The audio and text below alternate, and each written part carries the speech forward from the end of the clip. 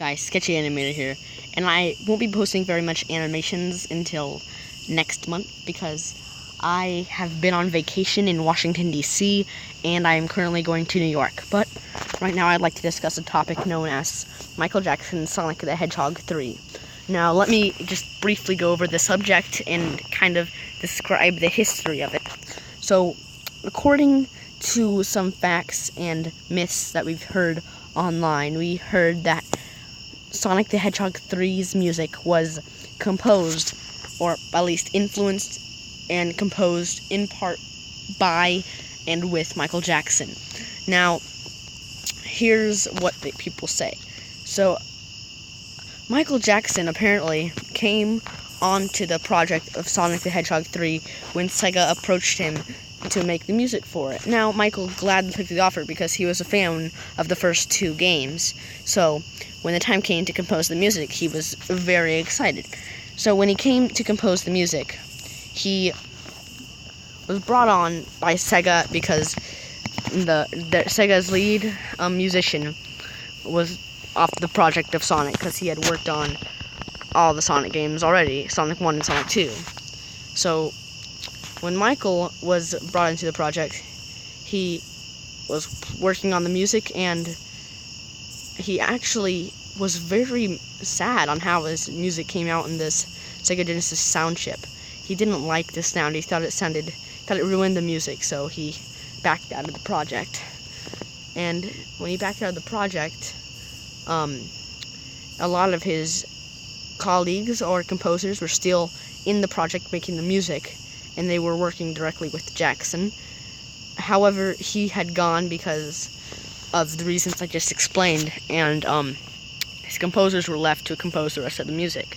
Now, we don't know all the songs that Micheal composed, but we do know that a lot of songs had influence from Micheal, such as the songs in the Mountain Zone. I'm so sorry, I'm not a Sonic Hedgehog 3 fan. I haven't played it much, so I'm just going to call these zones basically what I think they are. So he composed, he had direct influence on Carnival Night Zone, and the Mountain Zone, the Final Boss Zone, and the end credits theme, which the end credits theme went on to be basis of the music in his song Stranger in Moscow. Now, I know that a lot of you may be thinking that there's no way Micheal Jackson was on for Sonic 3. I mean, he's just too high profile. However, that's not true. Okay, just let it say that. Anyways, Micheal was brought on to Sonic 3, and he did compose, maybe not compose, but had direct influence on a lot of the sound and music in Sonic 3. So, that's just basically that out of the way. The main focus of the argument, or not argument, just the facts, that Micheal Jackson did compose, or at least it has been confirmed that he was a big influence on a lot of the songs in Sonic the Hedgehog 3. So, now let's get into some other facts about Sonic the Hedgehog 3. Now, when the lead music guy who made the music into the format so the Genesis could play the music, when he came on, he thought he would be working directly with Jackson. However, he was mistaken because Jackson had already left. So he was basically the cleanup guy.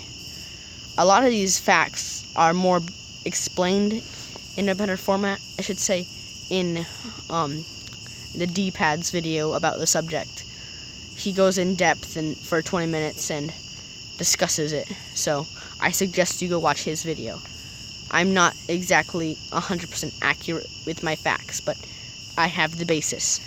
So anyways, that's just basically all you need to know about Micheal Jacksons Sonic 3. Now, I want you guys to ask yourselves, what do you think about Micheal Jackson composing Sonic 3's music, or at least having influence on it? Did you think it was obvious, or was my, at least, should I say, telling you guys about it a big reveal to you? Now, just let me know in the comments, because when I heard about Micheal Jackson composing Sonic 3, I instantly thought Oh, of course, Sonic the Hedgehog and Michael Jackson have very similar music. I mean, Sonic's design was inspired by Michael Jackson. The buckles on Sonic's shoes were directly inspired from the buckles on Michael Jackson's shoes. However, the color scheme of Sonic's shoes was inspired from Santa Claus.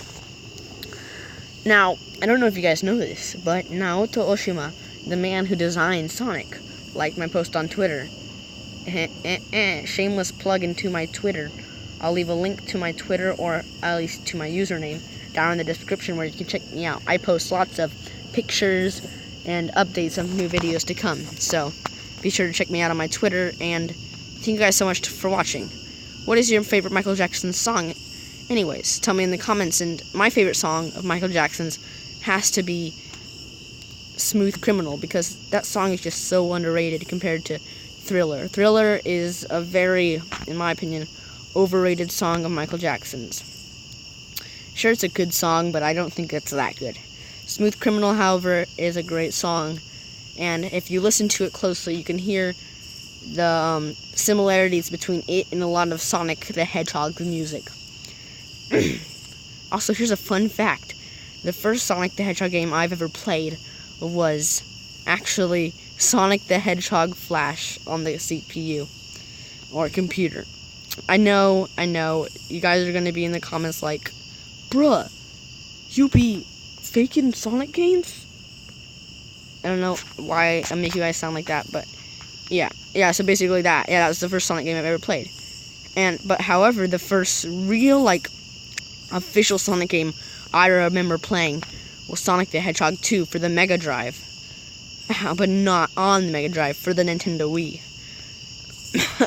My mom bought me the game when I was around 6 or something, and she said, hell, Sonic. I was telling her to get me a Sonic game, and she got me Sonic the Hedgehog 2 for the Mega Drive, and I didn't know that it wasn't, I thought it was exactly the same as Sonic, because it had Sonic in it.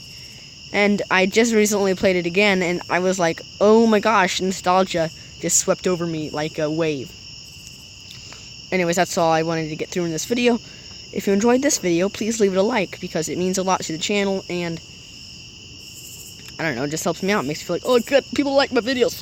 But if you really like this video, make sure to subscribe, then you can stay posted for weekly updates. I won't say weekly, but more like monthly. So, thanks for watching this video. If you enjoyed it, like it. If you really liked it, subscribe. Alright, that's all I have to say in this video. Peace.